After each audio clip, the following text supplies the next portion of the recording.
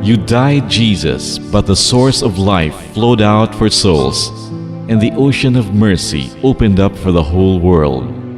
O fountain of life, immeasurable divine mercy, cover the whole world and empty yourself out upon us. O blood and water which flowed out from the heart of Jesus as a fountain of mercy for us, I trust in you. Holy God, Holy Mighty One, Holy Immortal One, have mercy on us and the whole world. Holy God, Holy Mighty One, Holy Immortal One, have mercy on us and the whole world. Holy God, Holy Mighty One, Holy Immortal One, have mercy on us and the whole world. Jesus, King of mercy, I trust in you.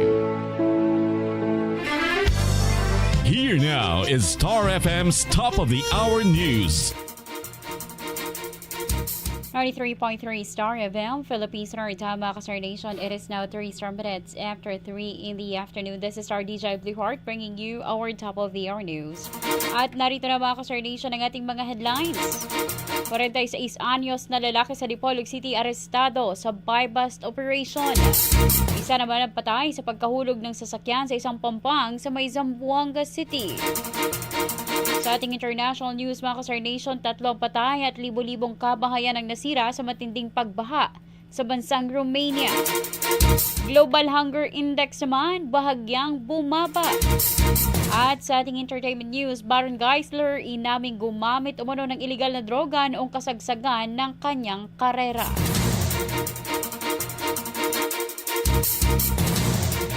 Para sa detalye nating mga balita, mga Kasar Nation, arestado ang isang 46 anyos na lalaki sa sinagawang buy-bust operation sa Purok Red Rose, Barangay Miputak, Dipolog City, gabi nitong Lunes. Ang suspect ay tinuturing na street-level individual na nakuhanan ng 5 gramo ng iligal na droga na tinatayang nagkakahalaga ng 54,400 pesos. Base sa report ng Dipolog City PNP, sinagawa umano ng mga tauhan ng Philippine Drug Enforcement Agency Region 9 ang anti-illegal drug operation sa pamamagitan naman ng isang search warrant laban sa suspect dahil sa paglabag nito sa Republic Act 9165. Nakuha naman mula sa kanya isang box ng posporo na ginamit bilang lagayan ng hinihinalang shabu, 4 na pakete na naglalaman din naman ng iligal na droga, gunting, foil at ilan pang mga drug paraphernalia.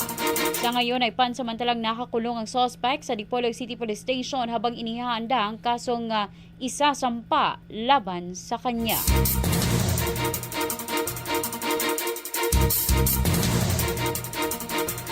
Samantala naman kasama po natin si Star DJ Abby para sa kanyang detalye hinggil nga ng pagkahulog ng isang sasakyan sa Pampanga sa bahagi ng Zamboanga City kung saan isa ang nasawi. Yes, Star DJ Abby, go ahead. Yes, Star DJ Blue, isa ang patay habang sugatan naman ang di patukoy na bilang na pasahero na sakay ng isang sasakyang nahulog sa Pampang sa bahagi ng Barangay La Paz, Zamboanga City. Inilalang nasawing biktima na si Helen Palado. Base sa nakalap na impormasyon, nawalan umano ng preno ang sasakyan dahilan ng nahulog ito sa Pampang. Na nagtamo ng mga injuries ang mga pasaherong sakay nito na agad namang nilapatan ng paunang lunas ng mga responding rescuers. Samantala, patuloy pa rin ang ginagawang investigasyon ng mga otoridad upang matukoy ang sanhi at eksaktong bilang ng mga nasugatan o nasawi sa insidente. At yan ang ating report. Ito si Star DJ Abby Ivory and this is Bombo Radio Philippines, the #1 and most trusted source of news and information. Basta Radio. Bombo! Sa ating mga international news, mga Kasar Nation, nasawi ang 3 katao habang libo-libong kabahayan naman ang nasira sa matinding pagbaha sa silangang bahagi ng Romania ayon yan sa mga opisyal ng bansa. Kabilang dito ang pagkasawi ng 2 matandang babae na edad 85 at 83. Ayon sa Emergency Response Agency ng bansa, nasa 25 villages sa Siyam na lalawigan ang apektado na malalakas sa pagulan na nag-ugat ng mga pagbaha. Nasira naman ang bubong ng mga kabahayan, nawasak ng mga punong kahoy at pagsara ng ilang mga pangunahing kalsada sa lugar. Habang sa bayan naman ng Broceni, sa nasabing bansa pa rin, lahat ng daan ay papasok ay hindi pa rin madaanan. Kinailangan naman ng gumamit ng mga bombero ng excavator upang makuha ang isa pang bangkay mula sa ilog na umapaw sa lugar. Batay sa mga video na binahagi ng mga otoridad, makikita ang bahay at sasakyang inanod ng tubig habang patuloy ang paghahanap ng mga posibleng biktima. Samantala, ayon naman sa Environment Ministry, ilang ilog pang umabot sa record high na antas ng tubig at kasalukuyang sinasagawa ang pagsasaayo sa mga nasirang tulay.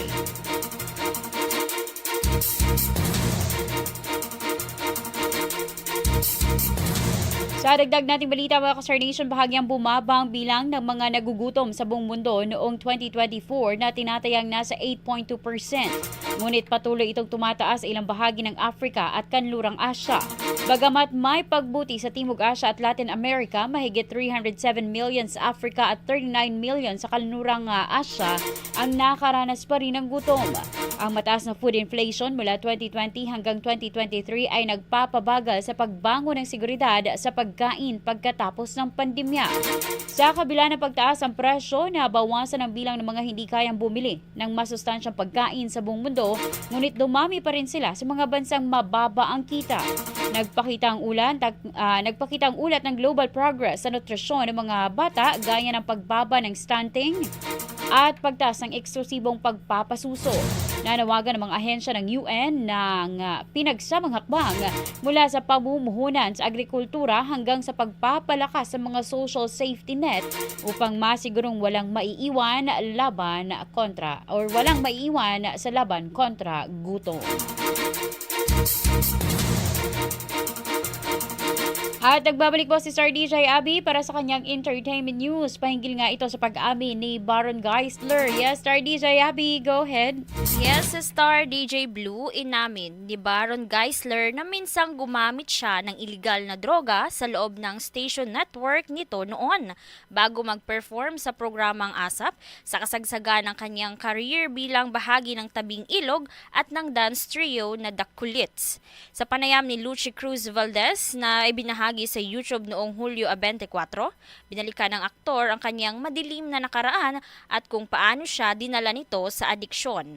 Ayon kay Baron, nagsimula siyang gumamit ng droga at uminom ng alak sa murang edad na 12 anyos hanggang 14 anyos. At noong 14 anyos nga ay gumamit na siya ng matinding klase ng droga tulad ng meth. Inalahad din niya na nagkulang siya sa emosyonal na koneksyon sa kanyang mga magulang at ito'y sinamahan pa ng mahigpit na marahas na disiplina. Aniya na habang wholesome pa ang kanyang image sa Tabing Ilog, ay high na umano siya habang nagpe-perform sa ASAP, isang variety show ng ABS-CBN. Inamin pa ni Baron na naging addicted siya sa kapangyarihan at sa pakiramdam ng pagiging untouchable, lalo na't ginagamit umano ng kanyang pamilya ang koneksyon para iligtas siya sa mga gulo. Ibinahagi rin niya ng ilan pang mga mabibigat na karanasan tulad ng pagkakakulong, pagbabalik sa bisyo matapos sa mamatayan ng ina at pagbili ng 1 milyong halaga ng cocaine. Sa huli, humingi siya ng tulong sa kanyang mga kapatid upang makapasok sa rehabilitasyon. Nilinaw rin niya na ilang mga kontrobersyang kinasangkutan niya matapos ang rehab na bahagi lamang aniya ng isang social experiment upang manipulahin ang sistema.